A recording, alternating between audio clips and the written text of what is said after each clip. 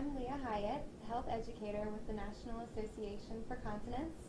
I'm here with Dr. Eric Grosvenor, professor of urology at the Medical University of South Carolina, and we're talking about post-prostatectomy incontinence. So how soon following a prostatectomy should a patient with persistent urinary incontinence seek treatment from a provider? Leah, that's a good question. It's generally acknowledged that incontinence following radical prostatectomy will gradually improve up until about a year. And in about a year it starts to plateau.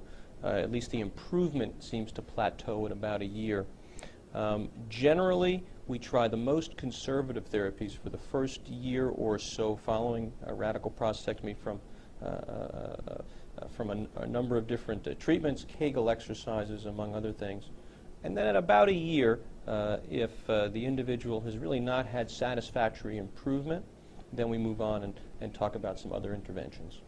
When should a patient strongly consider surgical intervention, such as the artificial urinary sphincter or a male sling, instead of continuing more conservative therapies such as pelvic floor muscle exercises with or without biofeedback? Leah, the issue with incontinence always is how much is the patient really bothered by the symptoms. There are secondary complications of urinary incontinence in some people, skin breakdown and infections and some other things. But really, the decision to proceed with more invasive treatment, such as an artificial sphincter or a male sling or other interventions, is really patient-based. And when the patient decides, under consultation with the physician, that we've really exhausted the non-surgical treatments and they've not reached the level of continence and improvement in quality of life that they would like, then we start the discussion about other options. And once we have that discussion, we start having that discussion, not every surgical intervention is appropriate for each individual.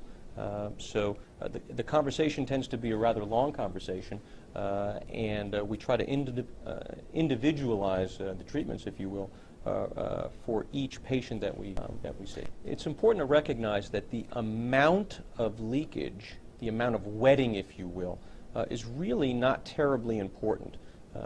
There are some individuals who leak a tremendous amount of urine but are not terribly bothered by it and really don't want any intervention. And then there are other individuals who are really incapacitated by even the prospect of a small amount of leakage following prostatectomy.